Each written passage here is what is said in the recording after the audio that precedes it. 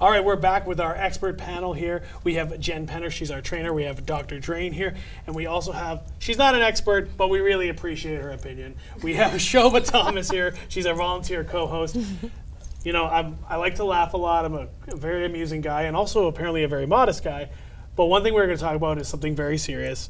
We're talking about pet obesity. Now, I'm going to throw it to you because, you know, you're one of our experts, and I don't know anything. But why is this such an important issue? Well, it's definitely one of the most common disorders that we see in our patients at the vet clinic. And it also is the most common form of malnutrition in animals. So it's not just, hey, that's a appearance issue in our pets. It really is a health problem. It's, you know, it's associated with a lot of other conditions like diabetes, arthritis, or musculoskeletal pain. Oh, wow. We see heart, kidney, liver disease, all can be It's very affected by similar to obesity. humans. Absolutely, and I think humans. people just don't realize that how similar we all are. Yeah. And conditions that affect us also do affect animals. And obesity, you know, it's not just an insulting term. You know, it really does mean that an animal is carrying 20 to 30% more body fat. So it's a real concern.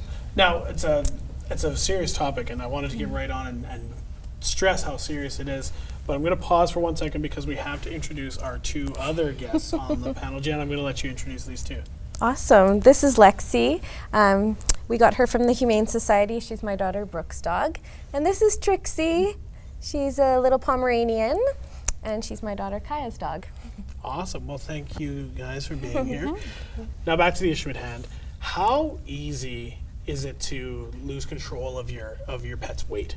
Well, and that's the problem. It's so easy. You know, they're in general little animals compared to us, and it's easy to say, you know, a little bit of food that, you know, about equal what we would eat, it's proportionally so many more calories, and that's why it's such an easy thing to get out of hand. I mean, especially coming into a Winnipeg winter, it also does make it hard to exercise some of our little guys. You know, they don't want to be outside, and we don't want to be outside doing that exercise. Nobody wants to be outside in the winter time. So you can really see with those two issues, you know, just a little bit of treats can get out of hand quickly, calorie-wise, and then exercise is falling. Well, those two things together, of course, lead to excess body fat. So. Is there any way for you to check, because, you know, a lot of dogs obviously have different fur, right? I can't really tell. Is there any way to check? Can we use our guests here maybe to demonstrate how you would check for a dog that maybe is dealing with obesity? Well, and you know, that's a good point because, you know, we just don't have a set amount of calories for one size of dogs. You know, it really depends on their specific energy requirement or metabolism. So we want to go beyond just a number on the scale, just like us. Yes, we do. We definitely do. So it's best to use something that we call body condition scoring. And body condition scoring is a very simple way to look at animals and see if we think that they are carrying that extra fat, that 20 or 30 extra % of body fat that would qualify them as being obese or at risk of health concerns. So whenever we're assessing body condition in especially our little dogs, the most important thing is to assess the fat cover over some of their bony areas. So let's do a little Lexi here. Now, especially, again, Trixie is a good example of dogs with a lot of hair that it's hard just to look at them and look for things like, you know, how slim is their waist in comparison to the rest of their body, which is certainly one of the ways that we body condition score them. And that's where feeling comes a really important tool. So if hi, Lexi. I'm just going to get you standing up here for a sec. So if you just run your hands very lightly over their rib cage, you should be able to feel their ribs. Now, a lot of people come to me and they say, oh, I can feel my dog's ribs, and they really press hard. Okay. So what you want to do is just very lightly, with relaxed hands, run your fingers over their rib cage, and you should be able to feel their ribs. Now, they shouldn't be too prominent. You should be able to feel a little bit of a wiggle or a fat pad there, because of course being emaciated is also a health concern. Course, yes. And then if you get them standing up, and we're talking about that little waist tuck, which you know, Lexi does have a little bit fluffier fur. It makes it harder to see, but she does have a nice tuck there. And just like people, you know, some dogs carry fat in different areas, so you also do want to feel over their pelvic bones, and similar idea. down their spine. You should be able to feel those spine bones and pelvic bones easily, but not have to press too hard. And they shouldn't be too prominent. You shouldn't be really going up and down those bones. You should just be able to feel them lightly. So. Now, when we talk about, as we talk about getting into the winter, into the winter time, and it does get a little bit colder, it's harder for people to go out. Or how would you be able to tell when your dog, Jen, I'm going to throw this way, how can you tell when your dog needs exercise, or how would you move a dog to get him moving in the, because Shoba and I in the wintertime, I guarantee you we're going to hibernate. We're going to hibernate. Yeah. How do you push yourself, and how do you encourage your dog to go out even when it's cold? I think it's a really important question, and I think we're all sort of prone to want to kind of cuddle up a bit in the winter. And I think it's really important as a family deciding to get a dog to really reflect on the lifestyle that they have, because we live differently now. In a lot of families, both parents are going to work, and perhaps the dog is home alone all day. And that's in contrast to maybe previous generations where there were more people home, or we lived more of a communal life, or you think of the farm dogs who just followed along with you all day. So if our dogs are home all day and then we get home tired, but they're raring to go, that's sort of a conflict in lifestyle. So I think it's important to think about what type of dog you're looking for. You might need to seek out something like a dog walker to break up their day, or I also work at Woofs and Wags, a daycare.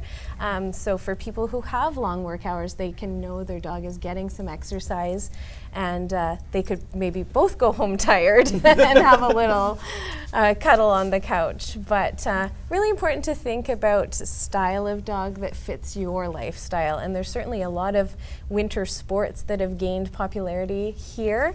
Skijoring, there are sleds made for one dog to pull so that you can ride behind on these little skis. A lot of fun. A lot of cross-country skiers, snowshoers with attachments Showa's for their face dogs. was like, what?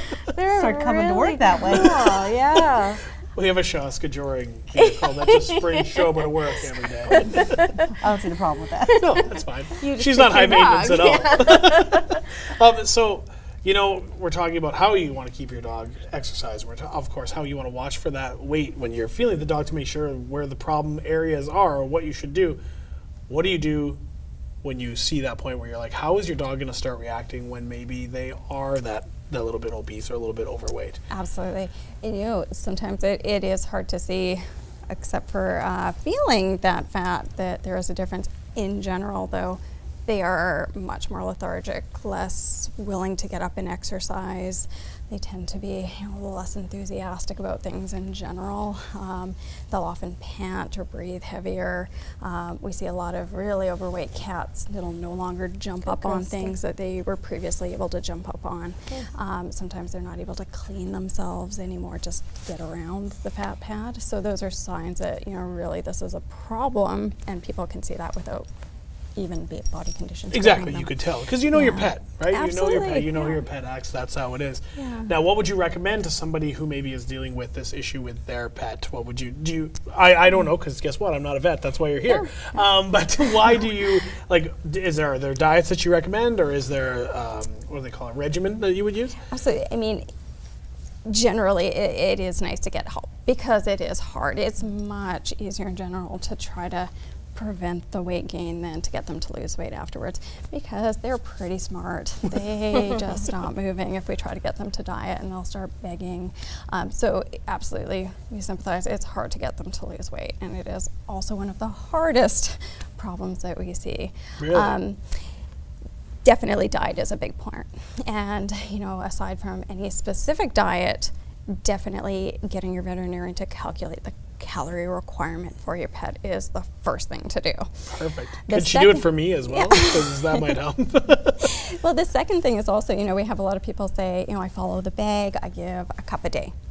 And we ask them, well, can you show us the cup? And they're actually using a bowl as opposed to a cup. So actually getting a measuring cup seems really simple, but it makes a huge difference. Oh, it totally does. Actually Portion being able to control. Portion control. Exactly. And the same thing with treats. Treats have actually been identified as one of the #1 reasons pets become obese is excess treats. People are following the amount to the letter, but giving so many excess treats. That's where the calories are really coming from. It's crazy how interesting it is. Like, I see the parallels between, well, because I'm human, but I see the parallels between humans and dogs in a lot of ways. Yeah, you can give those treats, but you got to have that exercise and the determination to balance that out. Thank you guys so much for this. There's a very serious issue, and of course, if you guys have any questions, you should definitely consult your vet or a trainer to see maybe what you could do about trimming your pets down a little bit. But we have some more questions coming to us from email. This one comes from Eleanor. It says, "My hamster always seems hungry. The people at the pet store told me to feed it 3 pieces of food daily, but it seems to want more. Should I feed it more?" Well, this is an interesting question. I mean, there's a couple of open ends there that would affect the answer. I mean, certainly, what is a piece of food? There are different types of pre-made hamster foods. Some are pelleted, and some are more seed-based. And we do find, in general, the seed-based ones do want more and more and more. It's just that they're driven by that high fat content in the seeds, and they'll want to try to store it up in their cheeks and store it somewhere else. And hamsters are smart. They want to prepare themselves for times of need. So that would just be the first thing to address with that question. And then absolutely just finding other ways to interact with your hamster just to make sure it's not a bordom issue. Of course. So. I mean, you're not going to give like 3 pieces of food. You could be a piece of pizza, right? If you're giving your hamster a piece of pizza, there's an issue. So this email comes from Johnny. That's probably not a picture of Johnny, but what's the proper way to handle a gecko?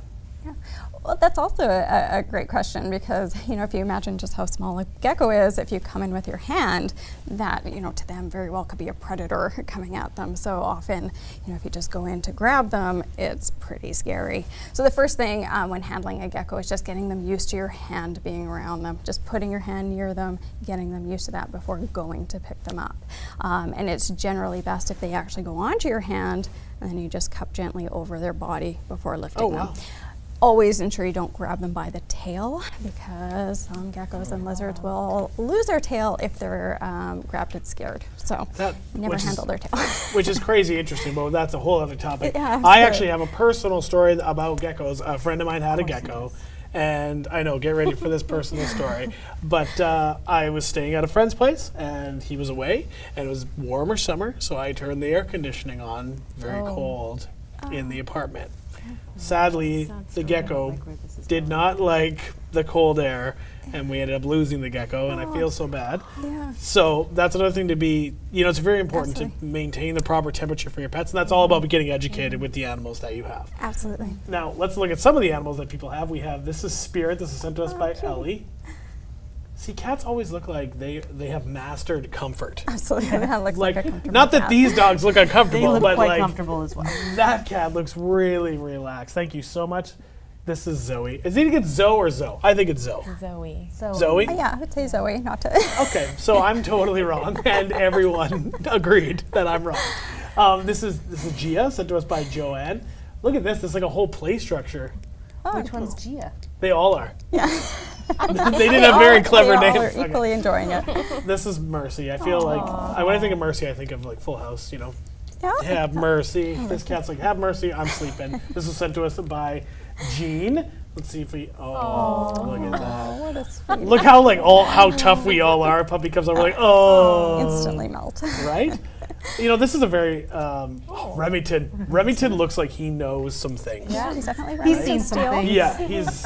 For some reason, I just assume he's Scottish. I don't know why, but maybe he is, which is great. This is sent to us by Sharon. Thank you so much for Sharon sending that in to us. If you want to send in your pet pictures, obviously you can send them. You can email them to us at createtv@shaw.ca. That about does it for this episode of Petology. Thank you, expert panel, for being here. Thank you, Shoba, for being a volunteer co-host. If anyone would like to volunteer, you can definitely send us an email at createtv@shaw.ca. And until next time, I'm Blair Malstravich. See you guys later.